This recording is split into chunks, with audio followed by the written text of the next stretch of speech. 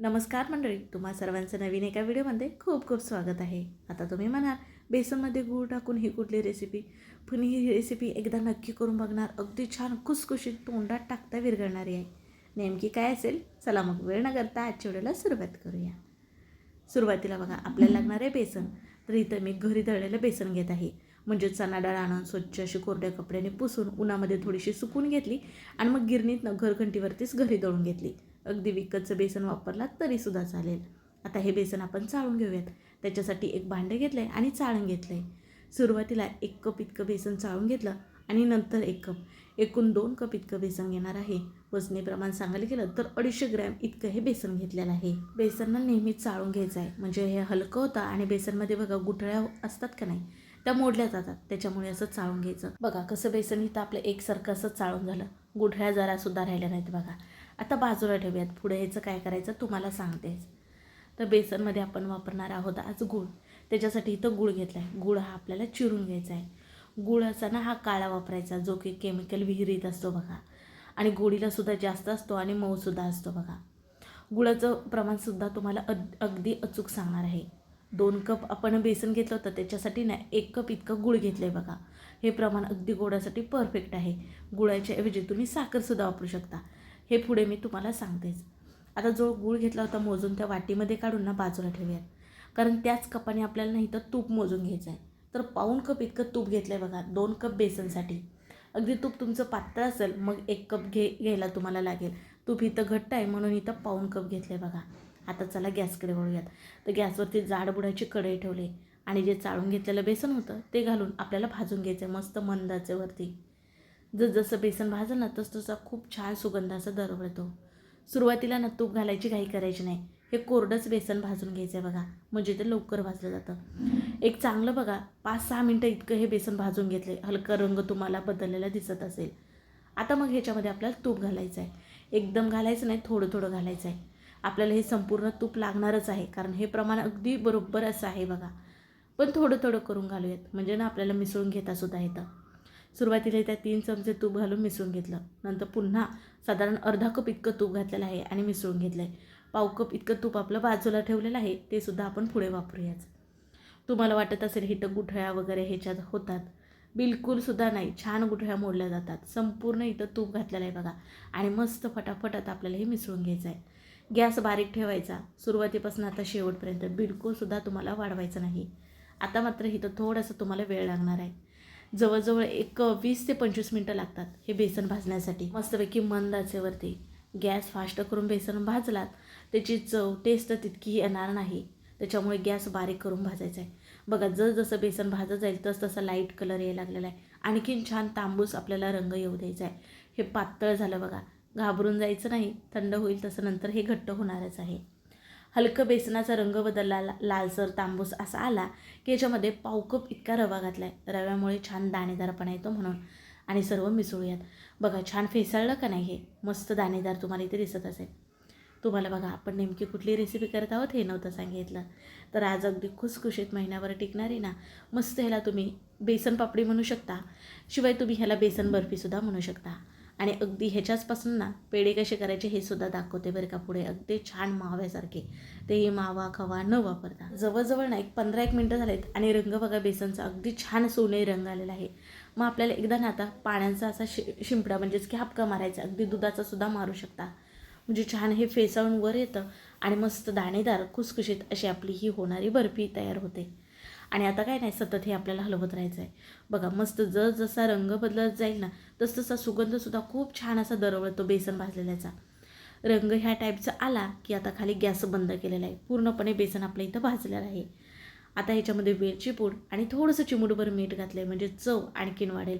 आणि हे मिसळून घेऊयात. आता ह्याच्यामध्ये आपल्याला घालायचं गूळ, पण खाली गॅस बंद केलेला आहे बघा, मगच गूळ घालायचं.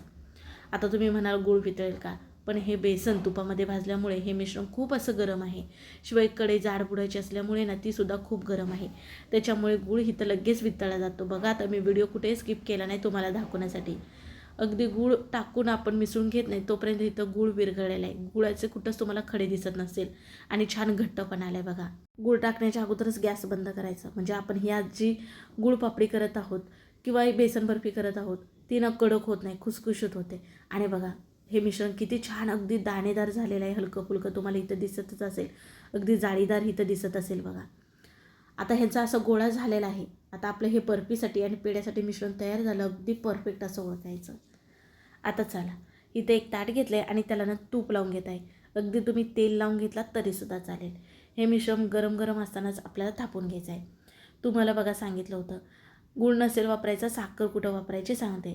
तर हे मिश्रण का नाही पूर्णपणे थंड झाल्यानंतर साखर ही मिक्सरला बारीक करून घ्यायची आहे आणि मग ह्या मिश्रणामध्ये घालून ना तुम्हाला छान प्रकारे मिसळून घ्यायचे, जसे आपण बेसनचे लाडू करण्यासाठी करतो ना, अगदी तसे.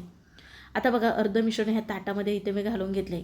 अर्ध्याला जास्तच आहे आणि एक पाव भाग इतकं मिश्रण कढईमध्येच ठेवले. त्याचे पेढे करणार आहे ते तुम्हाला दाखवते. जरा बाजूला ठेवूयात. तर सुरुवातीला इथं बर्फी करण्यासाठी का नाही आपण हे मिश्रण थापून घेऊयात. तुमच्याकडे चौकोनी आकाराचा ट्रे असेल तर त्याच्यामध्ये हे मिश्रण घालून थापू शकता. आता इथे मी ताटामध्येच याला चौकोनी आकार देते, कारण इथं माझ्याकडे ट्रे नसल्यामुळे. छान उलतानाने थापून घेते. उलतानाने एकसारखं थापायला येत नसेल तर पाठीमागनं सपाट असलेली अशी वाटी घ्यायची आणि त्याने बघा छान असं एकसारखं करून घ्यायचं. मिश्रण गरम गरम असताना ना पाहिजे तसं थापता येतं. जरा असं जाड ठेवायचं, म्हणजे बर्फी कशी दिसायला छान दिसते म्हणून. बघा इथं स्पॅच्युलाने ना छान मी इथे एकसारखं करून घेतलं आणि चौकोनी आकार दिला. मिश्रणामध्ये आपण काळा गूळ वापरला होता, त्याच्यामुळे रंग बघा किती छान लालसर, जणू काही रंग वापरला इतका रंग छान आलेला आहे. वरून ना थोडेसे अगदी मी ड्रायफ्रूटचे काप घालते. नाही घातलात तरीसुद्धा चालेल, पण दिसायला कसे आणखीन छान ॲट्रॅक्टिव्ह बर्फी दिसेल का नाही म्हणून काजू, बदाम, पिस्ता ह्याचे काप घातलेत. आणि जर असे हलके असे आपण दाबून घेऊयात, म्हणजे ना ते छान चिटकून बसेल, निघणार नाहीत. असं दाबून झाल्यानंतर आता बघा हे मिश्रण खूप गरम आहे का नाही, मग फ्रीजच्या बाहेरच आपल्याला 1 तासाभरासाठी ही बर्फी सेट होण्यासाठी ठेवायची आहे. फ्रीजमध्ये ठेवायची नाही, कडक किंवा ओलसर अशी बर्फी होते का नाही म्हणून. आता हे बाजूला ठेवूयात. आणि बघा कढईमधलं मिश्रण होतं ते हलकं थंड झालं आहे. आता ह्याचे पेढे कसे करायचे ते पाहूयात. म्हणजे तुम्ही ह्याचे छोटे छोटे लाडू करू शकता. तर इथं मी पेढे कसे करायचे ते दाखवते. ह्या टाईपचे तुम्ही लाडू करू शकता. पेढे करण्यासाठी बघा हलका छोटा जसा लाडू करतो तसा लाडू करून घ्यायचा आणि हातावरती जरा दाबून ना असा पेढ्याचा आकार द्यायचा आणि वरून आवडतात ते ड्रायफ्रूट असे ठेवून घ्यायचे. बघा वाव, बघा अगदी केशर पेढा भेटतो का नाही, अगदी तसा दिसायला दिसतो बघा, इतका छान झाला आहे. आणि अगदी हे मिश्रण मऊसूत असल्यामुळे ना सहजपणे करायला येतात. आता तुम्हाला जर वाटलं तर तुम्ही ह्याच्यामध्ये एक चांगलं ना 4 ते 5 चमचे इतकी दूध पावडरसुद्धा घालू शकता, आणखीन टेस्ट छान येते बघा. पण अगदी बेसनचं मिश्रण असल्यामुळे मऊसूत असे आपले हे पेढे होतात आणि करायला देखील फटाफट आहे. बघू शकता काहीच अवघड नाही. अगदी मुलंसुद्धा सहजपणे करू शकतील, इतके छान होतात. बाहेरचे अनहेल्दी पेढे आणण्यापेक्षा ते कसे केलेत माहीत नसतात, स्वच्छतेची काळजी घेतली का नाही माहीत नसतात. तुम्ही घरच्या घरी ना खुसखुशीत असे पेढे करू शकता. अगदी तोंडात टाकताच विरघळतात. बघू शकता इथे अगदी तुम्हाला कोणीच म्हणणार नाही तुम्ही हे घरी केलेत, इतके छान जबरदस्त होतात. आता इथं ना जवळजवळ मी 1 तासानंतर दाखवते. छान प्रकारे ही सेट झाली बर्फी. आता आपण कापून घेऊयात. तुम्हाला कापण्यावरच अंदाज येत असेल किती अगदी मऊसूत ही बर्फी झाली. कडक वगैरे बिलकुलसुद्धा होत नाहीत. पाहिजेत त्या आकारामध्ये तुम्ही कापू शकता. जसं काजू कतली असते ना त्या आकारासुद्धामध्ये तुम्ही कापून घेऊ शकता. इथं मी चौकोनी जशी आपली बर्फी असते त्या आकारामध्ये कापून घेत आहे. बघा तुम्ही ह्याला बेसन गुळपापडी म्हणा किंवा बेसन बर्फी, मार्केटमधनं आणायचं म्हणलं की ती महागडी असे मिळते, पण अगदी घरी किती स्वस्तात तयार होते आणि अगदी 3 ते 4 साहित्यामध्ये होते. बेसन, तूप, गूळ, रवा इतकंच आपण साहित्य वापरलेलं आहे आणि अगदी खुसखुशीत दाणेदार अशी होते. अगदी विकत आणण्यापेक्षा त्याच्या निम्म्या किमतीमध्ये घरी चांगले अर्धा ते 1 किलो इतकी आपली बनवून तयार होते बघा. आणि वाव, बघू शकता किती छान ह्याच्या वड्या पडलेल्या आहेत तो. आणि अगदी बघूनच तुम्हाला सुद्धा खाऊशी झाली असेल, तोंडात टाकता विरघळणारी, चवीला देखील खूप भारी लागते. बरेच जण बघा साखरेची मिठाई खात नाहीत, मग तुम्ही गुळाची अशी नक्कीच मिठाई करू शकता. शिवाय ना ह्याच्या अगोदर मी पिकलेली केळीपासून सेम अशीच बेसन वापरून ना मिठाई केली, त्याच्यामध्ये साखर वापरली. तो व्हिडिओसुद्धा तुम्हाला खूप छान आवडला. आणि आज आपण गूळ वापरून ही मिठाई केली. वाव, अगदी दिसायला किती सुंदर दिसत आहे. रंग देखील छान आला आहे बघा. अगदी घरी केले वाटते का नाही, विकत आणले असेच वाटते का नाही हो. आणि अगदी शाळेबाहेरसुद्धा ही बेसन बर्फी अशी मिळायची बघा. वरून तर तुम्ही पाहिलाच, तुम्हाला एक मोडूनसुद्धा दाखवते बघा. किती अगदी मऊसूत खुसखुशीत झाले. नक्की करून आम्हाला कमेंटमध्ये कळवा तुम्हाला ही आवडली का, कसा वाटला व्हिडिओ ते सुद्धा कळवा. व्हिडिओ जरासुद्धा आवडला तर पटकन एक लाईक ठोका. व्हिडिओ शेअर करा तुमच्या मित्रमैत्रिणी परिवारामध्ये, ते सुद्धा करून पाहतील.